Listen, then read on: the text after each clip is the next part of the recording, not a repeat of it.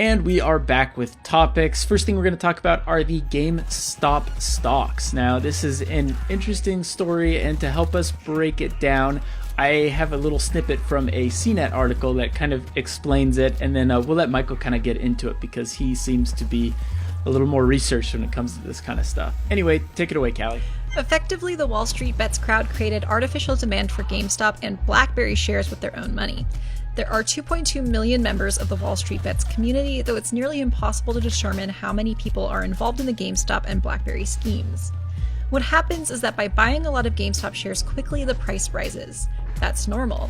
With GameStop, though, there are also a lot of short sellers or people who effectively bet the stock will drop rather than rise.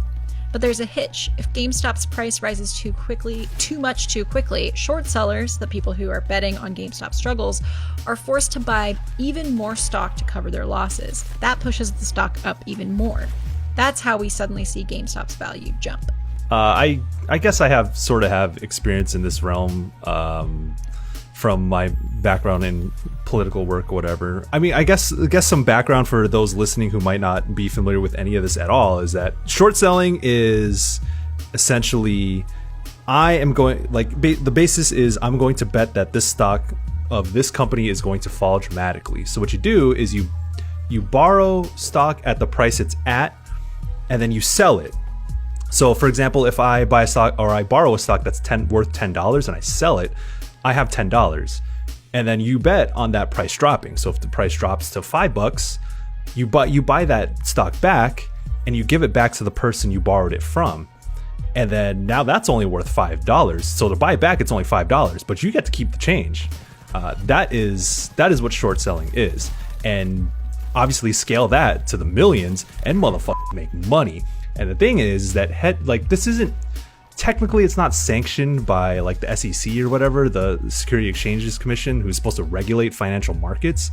So that's where hedge funds come in. And hedge funds do a lot of different things. And one of them is basically giving folks a easy path to do short selling. That is a big part of what hedge funds do, is like, hey, you want to short sell? Shit, come on board. But also hedge funds are very exclusive. So to be even like in conversations with folks who run hedge funds, you sort of need to prove yourself. It's kind of like the Yakuza or like a gang. You need to get jumped back in. To the Yakuza. You need to get jumped in, and if you don't have like the financial standing, if you don't got the clout, then you don't get jumped into a hedge fund, and you can't participate. And they could do this because hedge funds are not subject to SEC regulations. So that's why short selling exists in the first place. And then so with GameStop, it's like when the pandemic hit, I mean, you could ask anyone, be like, yo, is GameSpot no. GameSpot's not going to tank. We are fucking killing it. GameStop, you asked me in April last year, is GameStop going to tank? Like, yeah, probably. Yeah. I would bet see, here's the thing. It's like, I would bet hella money that it would tank. That's folks who are involved with short selling said the same thing. And then so when they are betting on, like, they did their short selling business, borrowing stocks and then selling high and then buying back low, which is the opposite of actual investing. So then when Wall Street Bets basically says, no, we are going to use collective action to buy up stocks, drive up the price. So you motherfuckers who was trying to make money off of GameStop tanking, now those, because short selling has to do with borrowing. So those stocks that you're dealing with aren't yours. And then when those prices go up and you have to return those borrowed stocks to the person that lent it to you, it's like, oh, fuck, that those $10 that I borrowed from you, that shit's actually worth like $50 now. How am I going to pay back that $50 that you're asking for now? And then it's like, yo, and then you scale that to the millions. That's where the Melvin Capital, which is one of the hedge funds who were involved with GameStop, that's why they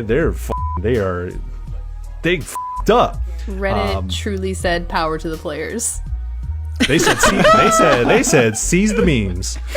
So they see this is like this is like meme stocks, like real talk. And then so basically what this is what I want folks to take away from this is to show the power of collective action, because that is essentially what Wall Street Bets, the subreddit, did. Is like, oh, we got millions of, I guess like 2.2 million members. I don't think every member of that subreddit participated or is participating in this, But what that tells me is like, look at the damage you did to the financial institution with collective action.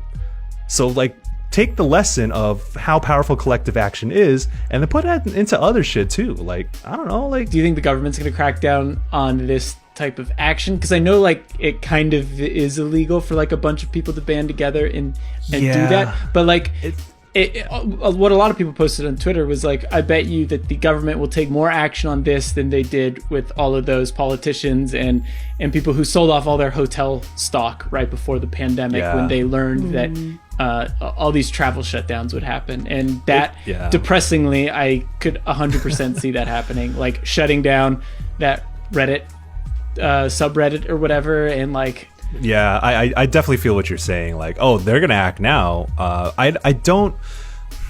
That is a genuine concern. Obviously, I don't have the answers. If I did, I'd be making a whole lot more motherfucking money right now.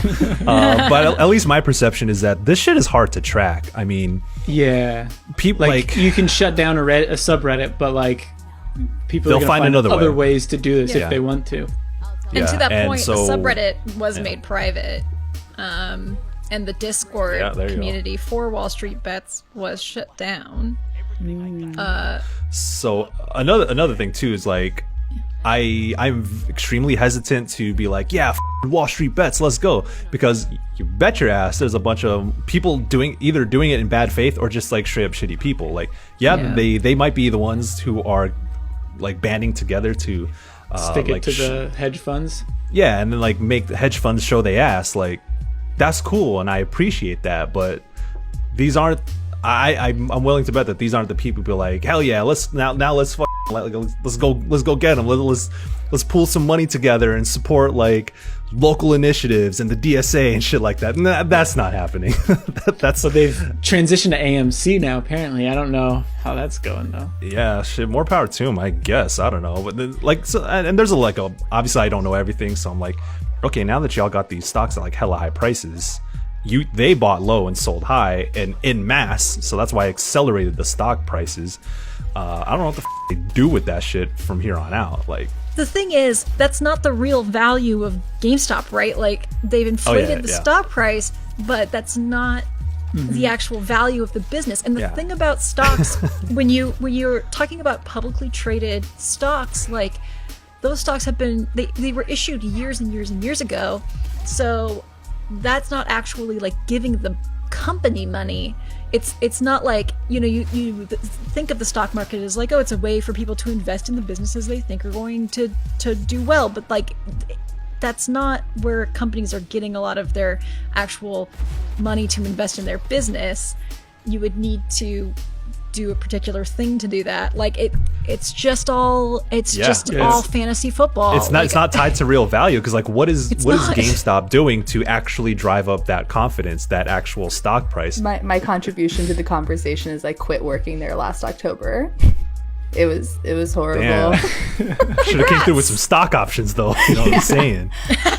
I would be very surprised if they last more than a couple more years. They were really, really banking on the new console generation, like really hard. Like that was the push. But yeah. Well, that's the thing, right? Like, GameStop's in the headlines now, but I imagine once this settles down, they're gonna be in the same spot they were a week ago. No, 100%. Yeah, it's not going to change GameStop's fortune, because that's not what stocks do. It's not like the stocks have given them all of this influx of cash that they can now use to somehow improve their business. Like, that's not what the stock market actually does materially for businesses.